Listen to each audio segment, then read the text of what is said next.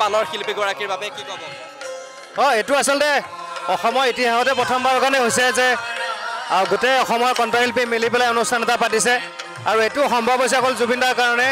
এয়াই জুবিনদাৰ বিশালতা মহানতা যে আমাক সকলোকে আজি একগোট কৰি লৈছে।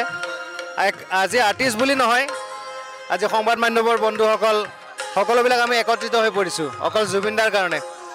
চ' জুবিনদাক মৰম যচাৰ কাৰণে সন্মান যচাৰ কাৰণে এটা সামান্য প্ৰয়াস আমাৰ ফালৰ পৰা দাদাই ভাল পাব বুলি আমাৰ বিশ্বাস আৰু আমাক সকলোকে তেখেতে আশীৰ্বাদ দিব।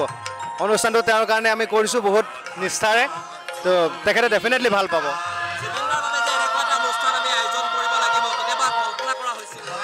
সেইটো এনেকৈতো কেতিয়াও কল্পনা কৰা নাছিলোঁ আৰু তেখেতৰ কালি জন্মদিন গৈছে, জন্মদিনত যে গৈ পেলাই তেখেতৰ জন্মদিন তেওঁ নোহোৱাকৈ তেখেতৰ গীত গাই পেলাই আমি পালন কৰিব লাগিব, সেইটো কেতিয়াও ভবা নাছিলোঁ। ইমান সোনকালে হ'ব বুলি এটলিষ্ট ভবা নাছিলোঁ। এতিয়া আমাৰ বেড লাক আৰু এটা ফালৰ পৰা ক'ম যে আমি অসমবাসী হৈ পেলাই অসমত যে জন্মগ্ৰহণ কৰিছোঁ, য'ত জুবিন গাৰ্গদাই জন্মগ্ৰহণ কৰিছিলে, সেইটো কাৰণে আমি লাকি বুলি ভাবোঁ নিজকে। আৰু জুবিনদাৰ গান আমি সদায় গাই থাকিব লাগিব, প্ৰতিটো অনুষ্ঠানতে গাব লাগিব। তেখেতক আমি গীতৰ মাজেৰে আমাৰ মাজত জীয়াই ৰাখিব লাগিব। এইটো আচলতে অসমৰ ইতিহাসতে প্ৰথমবাৰৰ কাৰণে হৈছে যে গোটেই অসমৰ কণ্ঠশিল্পী মিলি পেলাই অনুষ্ঠান এটা পাতিছে আৰু এইটো সম্ভৱ হৈছে অকল জুবিনদাৰ কাৰণে। এয়াই জুবিনদাৰ বিশালতা মহানতা যে আমাক সকলোকে আজি একগোট কৰি লৈছে। আজি আৰ্টিষ্ট বুলি নহয়, আজি সংবাদ মাধ্যমৰ বন্ধুসকল সকলোবিলাক আমি একত্ৰিত হৈ পৰিছোঁ অকল জুবিনদাৰ কাৰণে। চ' জুবিনদাক মৰম যচাৰ কাৰণে সন্মান যচাৰ কাৰণে এটা সামান্য প্ৰয়াস আমাৰ ফালৰ পৰা দাদাই ভাল পাব বুলি আমাৰ বিশ্বাস আৰু আমাক সকলোকে তেখেতে আশীৰ্বাদ দিব। অনুষ্ঠানটো তেওঁৰ কাৰণে আমি কৰিছোঁ বহুত নিষ্ঠাৰে, তো তেখেতে ডেফিনেটলি ভাল পাব।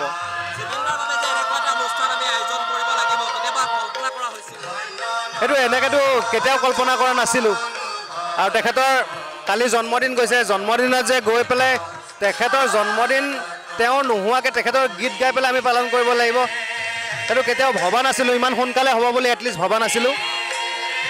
এতিয়া আমাৰ বেড লাক আৰু এটা ফালৰ পৰা ক'ম যে আমি অসমবাসী হৈ পেলাই অসমত যে জন্মগ্ৰহণ কৰিছোঁ, য'ত জুবিন গাৰ্গদাই জন্মগ্ৰহণ কৰিছিলে, সেইটো কাৰণে আমি লাকি বুলি ভাবোঁ নিজকে। আৰু জুবিনদাৰ গান আমি সদায় গাই থাকিব লাগিব, প্ৰতিটো অনুষ্ঠানতে গাব লাগিব।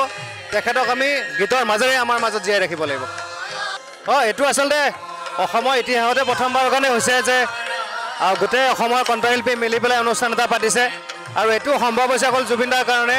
এয়াই জুবিনদাৰ বিশালতা মহানতা যে আমাক সকলোকে আজি একগোট কৰি লৈছে। আজি আৰ্টিষ্ট বুলি নহয়, আজি সংবাদ মাধ্যমৰ বন্ধুসকল সকলোবিলাক আমি একত্ৰিত হৈ পৰিছোঁ অকল জুবিনদাৰ কাৰণে। চ' জুবিনদাক মৰম যচাৰ কাৰণে সন্মান যচাৰ কাৰণে এটা সামান্য প্ৰয়াস আমাৰ ফালৰ পৰা দাদাই ভাল পাব বুলি আমাৰ বিশ্বাস আৰু আমাক সকলোকে তেখেতে আশীৰ্বাদ দিব। অনুষ্ঠানটো তেওঁৰ কাৰণে আমি কৰিছোঁ বহুত নিষ্ঠাৰে, তো তেখেতে ডেফিনেটলি ভাল পাব।